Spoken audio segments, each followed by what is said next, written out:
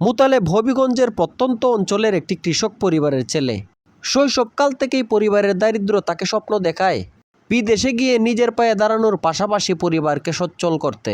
আজকের এই গল্পটি হয়তো অনেকের জীবনের সাথে মিলে যাবে, তাই অনুরোধ রইল ভিডিওটি শেষ পর্যন্ত দেখার আর শেয়ার করার।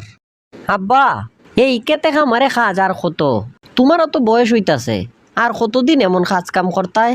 হায় রে ফুত কিতার খুরমু, আমরার তৈল কাজ কামের শরীর, সারাটা জীবন ধইরা ওই কাজ কাম কইরই যেমন লাগবো। না আব্বা, তোমার এই কথাটা আমি একবারেই মানতাম পারলাম না। পৃথিবীতে যখন আইছি তাইলে তো ভাগ্য পরিবর্তনের লাগে চেষ্টা করণের দরকার। আরে যার হাতে সম্পদ থাকে, টাকা পয়সা থাকে, তার চেষ্টা করলে মানায়। আমার রাতটা ফইলে এমন লাগে খেত, আর আইন যাবালা যেমন লাগে বাড়িত। আমরার ই চিন্তা করলে হইতো না।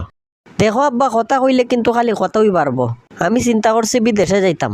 পরিবারের দুর্দিন দেখতে আমার আর ভালো লাগে না। তুই দেখি রে ফুত, আমার ফুরা মুখে আসি তুললে। আমরা নিজের আর 1 শতক জায়গা জমি নাই, মানুষের জমিতে আল চাষ কইরা খাই। তুই বিদেশে যাইবে কেমনে? আর এই বিদেশে যাইবার এখন অনেক সুযোগ আছে। আমি চিন্তা করছি ব্যাংক থেকে লোন তুলমু, আর বিদেশে গিয়া কাজ কইরা লোনের টাকা পরিশোধ করমু। দেখ তুই যা বালা মনে খরচ, লেখাপড়া খরচত আমার চাইতে বেশি শিক্ষিত, তোরে তো আমি না করতাম পারি না। সেই দিনের ওই সিদ্ধান্ত নেয়ার পর মুতালেব পরের দিন গ্রাম থেকে হবিগঞ্জ শহরে আসে, ব্যাংক থেকে ঋণ নিয়ে বিদেশে যাওয়ার আশায়। স্যার, আমার একজন বন্ধু আপনার কাছে পাঠাইছে। আপনার ব্যাংক থেকে যদি আমার একটু ঋণের ব্যবস্থা কইরা দিতেন তাইলে আমার খুব উপকার হইতো। আমরার ব্যাংক থেকে ঋণ নিতে গেলে তো কোনো না কোনো জিনিস জামানত হিসাবে দেওয়া লাগে। তোমার গ্রামের বাড়িতে জায়গা জমি কেমন আছে? আমরার তো জায়গা জমি নাই স্যার। আমার আব্বা অন্যের খেতে খামারে কাজ কইরা খায়। না না, তাইলে তো অসম্ভব, তোমার ঋণ দেওয়া সম্ভব না। এই কথাটি শোনার পরে মুতালেবের মাথায় যেন আকাশ ভেঙে পড়ল। তার এতদিনের লালিত স্বপ্নগুলোও যেন আজ দিশেহারা। তাহলে কি ভাগ্য পরিবর্তনের আশায় মুতালেবের দেশের বাইরে যাওয়া হবে না? তবে একটা উপকার আমি তোমারে করতাম পারি। যেহেতু তোমরার জায়গা জমি নাই, বিদেশে যাওয়ার লাগে ঋণ হিসাবে আমি তোমারে 4 লাখ টাকা দিমু, এর মধ্যে 1 লাখ টাকা আমার। এইটা কোন ধরনের কথা স্যার? আমি এত কষ্ট কইরা বিদেশে যাইমু, মাথার গাম পায়ে ফেললে আবার আপনার ব্যাংকের ঋণ পরিশোধ করমু, আর এইদিকে কোনো কষ্ট কোনো খাচ্ছা না, আপনার 1 লাখ টাকা লাভ। যাও যাও, আমার শর্তে না মানলে তোমার রাস্তায় তুমি যাও। এই যখন অবস্থা, তখন মুতালেবের চোখে ভাসতে থাকে তার গ্রামে থাকার অতীতের সেই কষ্টের দিনগুলি, অন্যদিকে বিদেশের টাকা জোগাড় করার দুশ্চিন্তা।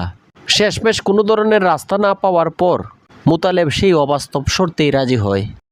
ঠিক আছে স্যার, আমি আপনার শর্তে রাজি। তাইলে ঠিক আছে, কোনো অসুবিধা নাই, তুমি সব কাগজপত্র জমা দিয়ে যাও, আর আমি কল দিলে পরে টাকা পয়সা ইয়া রিসিভ করে লইয়া যাইও। আব্বাস ভাই, অনেক কষ্টে হবিগঞ্জ থেকে ঋণ নেয়া বিদেশে যাইবার লাগে কিছু টাকা জমাইছি। আমারে কি একটা ভালো ভিসা দেওয়া যাইবনি? আরে ভালো বিচার কি কোনো অভাব আছে আমার দ্বারো? তোমারে আমি আগামী 1 মাসের ভিতরে বিদেশে যাওয়ার ব্যবস্থা কইরা দিতাছি। তুমি খালি আপাতত কিছু টাকা পয়সা জমা দিয়ে যাও। আচ্ছা ঠিক আছে ভাই, আমার কাজটা যাতে একটু ভালো হয়। দূর উমিয়া, এই চিন্তা আমার, তোমার কোনো চিন্তা করার লাগতো না। বস, আমার জানা মতে তো আপনার হাতে কোনো ভিসাই নাই, তাইলে এই লোকরে কি কাজে বিদেশে পাঠাইবেন? আরে বেটা, হাতের দ্বারো মুরগি আইছে, মুরগি কি আর সারণ যায়? হাজের বিষয় না হইলে বিজিট বিষয় ফাটাইয়া দিমু। একবার ফাটাই দিতে পারলে আমার তো আর কোনো চিন্তা নাই। ঠিক আছে উস্তাদ, আপনার মতো বুদ্ধি থাকলে আর কেডায় আটকায়। সুপ্রিয় দর্শক, পরবর্তীতে কি ঘটলো দেখতে আমাদের চ্যানেলে সাবস্ক্রাইব করে রাখুন, আর আমাদের ফেসবুক পেজে ফলো না দেওয়া থাকলে অবশ্যই ফলো দিয়ে রাখুন।